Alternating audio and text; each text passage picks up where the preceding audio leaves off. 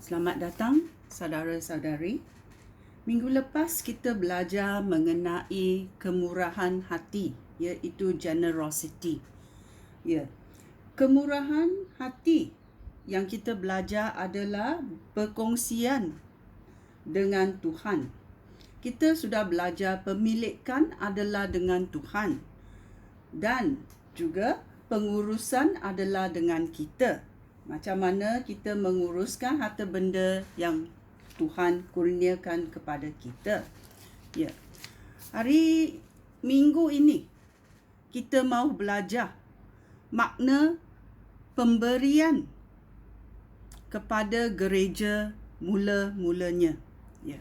Pemberian kepada gereja mula-mulanya. Kita mahu belajar ada 5 cirinya. Kita mahu belajar mengenai pemberian di gereja pada awalnya. Kerana gereja adalah tempat yang ada cinta, iaitu ada Tuhan. Kerana kita berkata Tuhan itu adalah cinta.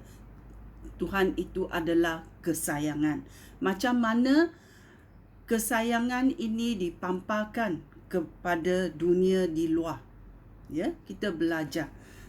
Dalam Alkitab, kita pergi selidiki Kisah Rasul-Rasul babak 2, ayat 44 dan 45. Kita menelitinya. Kisah Rasul-Rasul babak 4, ayat 44.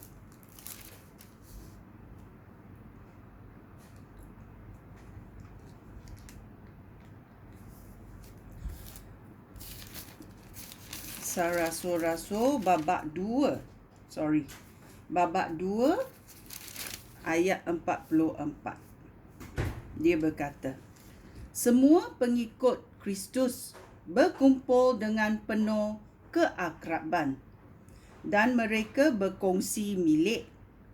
Mereka menjual harta milik dan membahagi-bahagikan wang itu di kalangan mereka menurut keperluan masing-masing. Ini bila dalam gereja yang awal. Dulu tak ada gereja. Sekarang kerana kebangkitan Yesus, gereja muncul. Gereja muncul dan apa orang-orang yang percaya kepada penyelamatan Yesus membuat. Mereka menjual harta milik dan membahagi-bahagikan wang itu di kalangan mereka menurut keperluan masing-masing. Dan kita tengok dalam Kisah Rasul-Rasul babak 4 ayat 32. Dia juga berkata, semua pengikut Kristus hidup sehati dan sefikiran.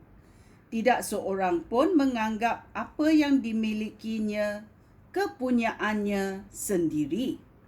Mereka saling berkongsi milik. Ini Tuhan mengajar kita supaya kita boleh berkongsi milik. Tetapi sekarang kita tengok di gereja-gereja di seluruh dunia. Adakah ini berlaku? Itulah kita mahu belajar apa maknanya pemberian kepada gereja di mula-mulanya. Kerana Tuhan mahu kita belajar asas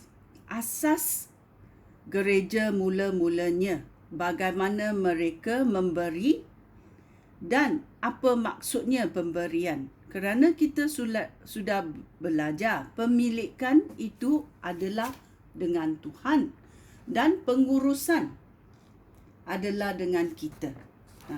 Walaupun kita ada gereja, kita hanya menguruskan gereja untuk Tuhan. Segalanya adalah milik Tuhan. So, ciri yang pertama kita mahu belajar hari ini adalah gereja memberi kepada orang yang perlu. Gereja memberi kepada orang yang perlukan pertolongan. Ya. Dalam Kisah Rasul-Rasul babak 6 ayat 1 sampai 3. Kita mendengar. Tidak berapa lama kemudian, apabila bilangan pengikut Yesus semakin bertambah, berlakulah pertengkaran antara orang Yahudi yang berbahasa Yunani dengan orang Yahudi yang berbahasa Ibrani. Orang Yahudi yang berbahasa Yunani berkata bahawa balu di kalangan mereka tidak menerima bantuan wang sehari-hari. Oleh itu, 12 orang rasul itu mengumpulkan semua pengikut Yesus dan berkata kepada mereka, "Tidak patut kami abaikan tugas mengabarkan firman Allah untuk menguruskan masalah kewangan. Oleh itu, pilihlah 7 orang di kalangan saudara yang dikuasai oleh Roh Allah dan juga bijaksana. Lalu kami akan menugaskan mereka mengurus hal itu. Kami sendiri akan menggunakan masa kami untuk berdoa dan memberikan perkabaran daripada Allah." Ya. Kerana hari-hari ramai yang percaya kepada penyelamatan Yesus. Dan apa berlaku? Bila ada ramai orang, pertengkaran pun ramailah.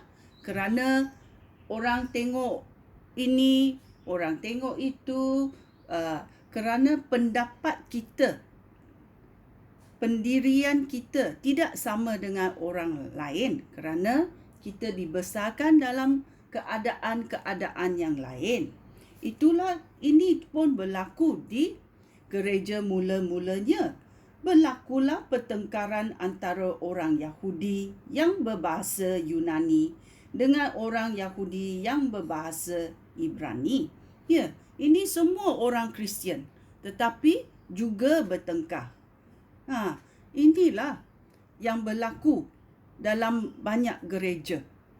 Dan apa penyelesaiannya? Kita membaca. Ada orang yang diberi bakat untuk menguruskan wang. Ada orang yang diberikan bakat untuk mengajar. Ada juga diberikan bakat untuk menolong. Banyak bakat yang Tuhan berikan. Tetapi kita mesti tahu, Roh yang sama memberikan. So, kita jangan cemburu dengan apa yang Roh Allah berikan kepada kita. Okay?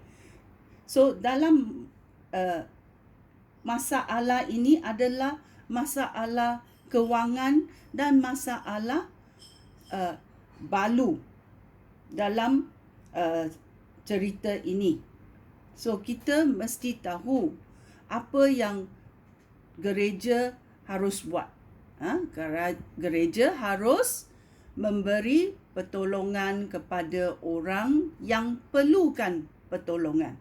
Kalau orang tidak perlukan pertolongan,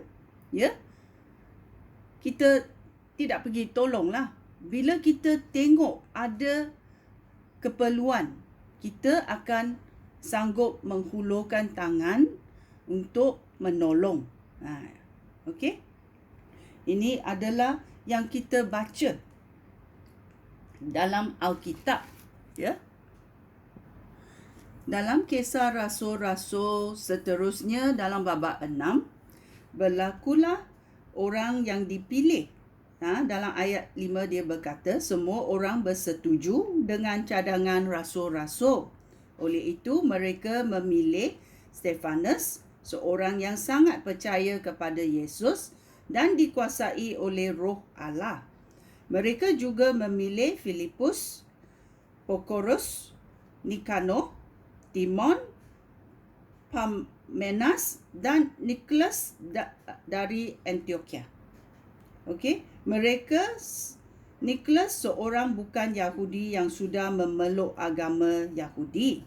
7 orang itu dihadapkan kepada rasul-rasul, lalu rasul-rasul berdoa dan meletakkan tangan ke atas kepala mereka untuk melantik mereka melakukan tugas.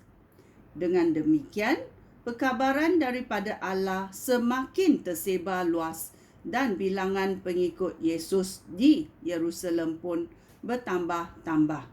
Banyak imam juga percaya kepada Yesus Kristus. Ya.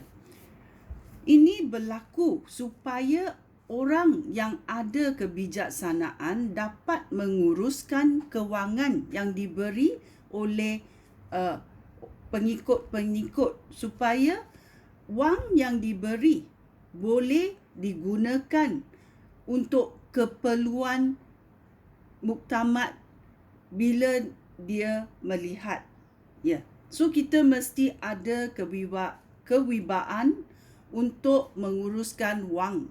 Okey? Kerana wang ini adalah wang Tuhan.